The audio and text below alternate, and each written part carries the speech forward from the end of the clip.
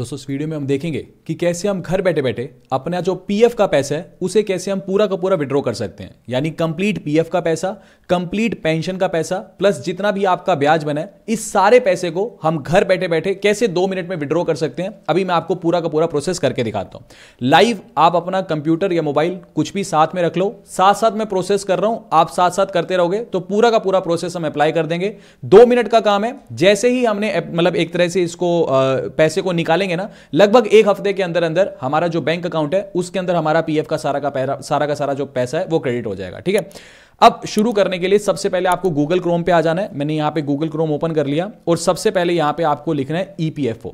EPFO लिखने के बाद ये जो सबसे पहला लिंक आपको दिखाई दे रहा है इस पे क्लिक करना है। कुछ ऐसा इंटरफेस फिर आपके सामने दिखाई देगा।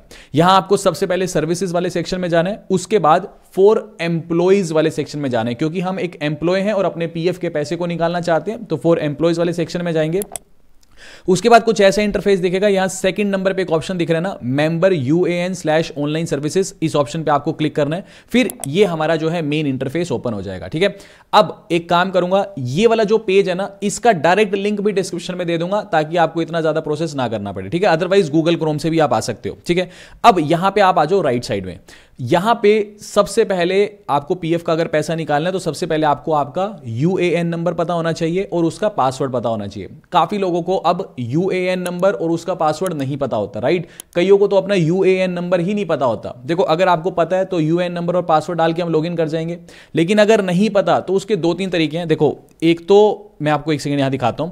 जैसे फॉर एग्जांपल ये मेरी एक पुरानी सैलरी स्लिप है, यहां पे कंपनी की तरफ से जो आती है, तो यहां आपको सब कुछ लिखा हुआ मिलता है। देखो, ये UAN नंबर भी लिखा हुआ है। अच्छा, आपने जो कंपनी में बैंक अकाउंट दे रखा है वो बैंक अकाउंट नंबर भी लिखा होता है, पैन कार्ड वगैरह सब कुछ लिखा होता है। नीचे अगर आप आओगे तो यहां पे देखो ये भी लिखा होता है कि जो आपका एम्प्लॉयर है और जो एम्प्लॉई है वो कितना कितना पैसा डाल रहे हैं। देखो, जैसे एम्प्लॉई कॉन्ट्रीब्यूशन टू पीएफ, यानी मेरा हर महीने पीएफ कितना कटता है, 1800 रुपए कटता है। फिर एम्प्लॉयर जो है वो पीएफ में कितना कंट्रीब्यूशन करता है, 0 करता है। लेकिन एम्प्लॉयर ईपीएस में यानी पेंशन स्कीम में कितना पैसा डालता है, मेरा 1250 डालता है। और मेरा जो एम्प्लॉयर है वो पीएफ में कितना डालता है, 550। यानी आपको कंप्लीट डिटेल सैलरी स्लिप पे मिल जाएगी। यहां आपको UAN नंबर भी मिल जाएगा। ठीक है, लेकिन अगर मान लो किसी के पास अब सैलरी स्लिप भी नहीं है तो UAN नंबर फिर कैसे पता करें। देखो, इसके लिए फिर सेपरेट वीडियो में बना दूंगा। वैसे उसके लिए फिर नीचे आपको नो यूर UAN पे नीचे आपको एक ऑप्शन दिख रहा है ना, नो यूर UAN, इस पे क्लिक करना है। फिर यहां से आपको आपका UAN नंबर मिल जाएगा। बेसिक आधार वगैरह की आधार कार्ड, मोबाइल नंबर डाल के वहां बेसिक डिटेल डाल के OTP वेरिफिकेशन से UAN नंबर मिल जाता है। फिर UAN को अगर आपको एक्टिव करना है तो फिर उसके बाद एक्टिव UAN पे क्लिक करके फिर आपका UAN नंबर और पासवर्ड वहां से सेट हो जाता है। खैर, ये अलग वीडियो में बनाएंगे। अब मोटी बात ये है कि हम UAN नंबर और पासवर्ड डाल के यहां पर लॉगिन कर जाएंगे।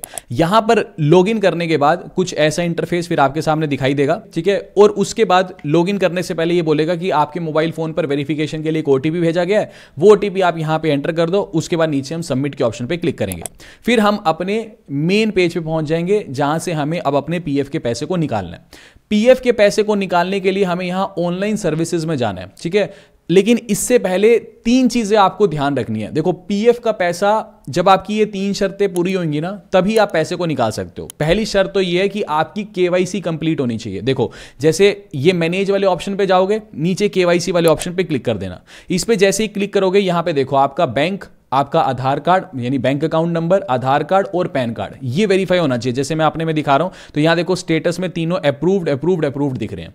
तो पहली चीज तो आपकी KYC कंप्लीट होनी चाहिए। दूसरा ये है कि जब आप यहां पे व्यू वाले सेक्शन में जाओगे और यहां पे सर्विस हिस्ट्री वाले सेक्शन में जाओगे तो यहां पे जैसे मान लो कुछ एक एम्प्लॉयज ऐसे होते हैं कि कभी किसी एक कंपनी में काम किया, फिर जॉब स्विच कर ली, दूसरी में काम किया, फिर अलग में काम किया। यानी अगर मान लो आपके 2-3 पीएफ अकाउंट्स जनरेटेड हैं अलग अलग, तो वो सारे के सारे पीएफ अकाउंट्स को आपका मर्ज करना होगा। ठीक है, वो सारे के सारे जो पीएफ अकाउंट है उनका जो पीएफ ट्रांसफर क्लेम है ना वो अप्लाई करना पड़ता है। ठीक है, उसके बाद ही फिर आप पीएफ के पैसे को विड्रॉ कर सकते हो। और तीसरा पॉइंट ये है कि मान लो जब भी अगर मान लो आपने जॉब छोड़ दी है, ठीक है, जॉब छोड़ने के बाद आपको वहां पे डेट ऑफ एग्जिट लिखा होना चाहिए कि आपने नौकरी कब छोड़ी है। ठीक है, तो यहां पे ये कहां पे आपको देखने को मिलेगा, मैनेज के ऑप्शन में जाओगे, मार्क एग्जिट वाले ऑप्शन पे चले जाना। वहां पे जब आप जाओगे तो यहां पे आपको डेट ऑफ एग्जिट लिखा होना चाहिए। और एक चीज और है, पीएफ का पैसा तभी निकलेगा जब आपने नौकरी छोड़ दी है, उसको छोड़े हुए 2 महीने अगर पूरे हो गए हैं तभी आप अपने पीएफ के पैसे को निकाल सकते हो। ये सब कुछ अगर ओके है तो फिर हम यहां ऑनलाइन सर्विसेज वाले ऑप्शन पे जाएंगे। सबसे नीचे यहां पे क्लेम फॉर्म 31, 19, 10C, 10D जो भी ये लिखा हुआ है, सबसे पहले वाला ऑप्शन, इसके ऊपर क्लिक करेंगे।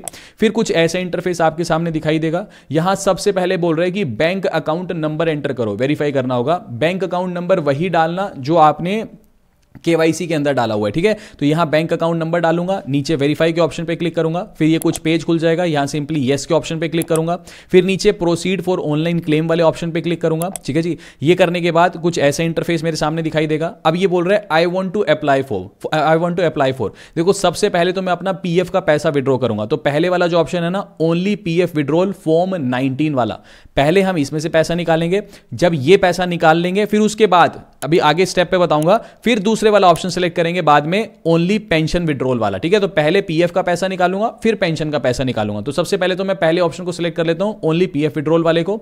अच्छा, ये ऑप्शन सेलेक्ट करने के बाद फिर कुछ ऐसा इंटरफेस आपके सामने दिखाई देगा। फिर नीचे ये बोल रहा है कि अपलोड फॉर्म 15G। देखो, एक चीज है, अगर मान लो आपका पीएफ का पैसा 50,000 रुपए से ज्यादा है, ठीक है, 50,000 रुपए से ज्यादा है, या फिर अगर आपको नौकरी करते हुए 5 साल से कम हुआ है, तो फिर आपको फॉर्म 15G अपलोड करना पड़ेगा। अगर आप अपलोड नहीं करोगे तो फिर आपका 10% टीडीएस कट जाएगा। अब ये 15G भी, इसके ऊपर फिर एक अलग वीडियो बनानी पड़ेगी, अदरवाइज ये वीडियो बहुत लंबी हो जाएगी। तो बड़ा आसान सा होता है, फिर 15G फॉर्म अपलोड कर देना। उसके बाद नीचे एम्प्लॉय एड्रेस में कंप्लीट आप जो भी एम्प्लॉय का एड्रेस है वो एंटर कर देना। उसके बाद नीचे गेट मोबाइल ओटीपी पे क्लिक करना है। उसके बाद यहाँ पे आपके मोबाइल फोन पर आधार लिंक्ड मोबाइल नंबर पर वेरिफिकेशन के लिए ओटीपी भेजा जाएगा, वो ओटीपी एंटर करना है और नीचे वैलिडेट ओटीपी एंड सबमिट वाले ऑप्शन पे क्लिक करना है। उसके बाद कुछ ऐसा मैसेज आएगा, देखो यहां पे क्या लिखा हुआ है, OTP has been verified, e KYC updated and PF withdrawal claim form submitted successfully. तो हमारा जो फॉर्म है वो सक्सेसफुली सबमिट हो चुका है और 1 हफ्ते के अंदर अंदर जो ये पीएफ का जितना भी मेरा पैसा होगा ना, वो मेरे बैंक अकाउंट में क्रेडिट हो जाएगा। अब निकालना है हमें पेंशन का पैसा। अब देखो, उसके लिए दोबारा वही ऑनलाइन सर्विसेज वाले ऑप्शन में जाऊंगा, ये क्लेम फॉर्म पहले वाला जो ऑप्शन है इस पर क्लिक करूंगा, वही इंटरफेस आएगा। दोबारा से अपना बैंक अकाउंट नंबर वेरीफाई करना है। ठीक है, ये वेरीफाई करने के बाद यहां येस के ऑप्शन पे क्लिक करना है। उसके बाद नीचे प्रोसीड फॉर ऑनलाइन क्लेम के ऑप्शन पे मेरे को क्लिक करना है। अच्छा, फिर दोबारा I want to apply for, इस बार हम सेकंड वाले ऑप्शन को सिलेक्ट करेंगे, ओनली पेंशन विड्रॉल। ठीक है, अब एक चीज और ध्यान देना, अगर तो आपको नौकरी करते हुए 10 साल से कम समय हुआ है, ठीक है, तब तो आप पेंशन का पूरा पैसा निकाल सकते हो। लेकिन अगर आपको नौकरी करते हुए 10 साल से ज्यादा का टाइम हो चुका है और अब आप नौकरी छोड़ रहे हो, तो फिर उस केस में पेंशन का पैसा नहीं मिलेगा। ये पेंशन का जो पैसा आपको मिलेगा ना, ये 58 साल के बाद मिलेगा, वो भी इकट्ठा नहीं मिलेगा, हर महीने पेंशन की फॉर्म में आपको पैसा मिलेगा। ठीक है, तो एक चीज देख लेना, अगर 10 साल से पहले नौकरी छोड़ी है तो ही ये पेंशन का पैसा मिलेगा। अच्छा, उसके बाद ये वाले ऑप्शन को सिलेक्ट कर लेंगे ना, only pension withdrawal form 10C वाले ऑप्शन को सिलेक्ट कर लेंगे। फिर यहां कंप्लीट एड्रेस आपको एंटर करना है, नीचे गेट मोबाइल ओटीपी पे क्लिक करना है, आपके मोबाइल फोन पर एक ओटीपी आएगा, वो एंटर करना है और नीचे वैलिडेट ओटीपी वाले ऑप्शन पे क्लिक करना है।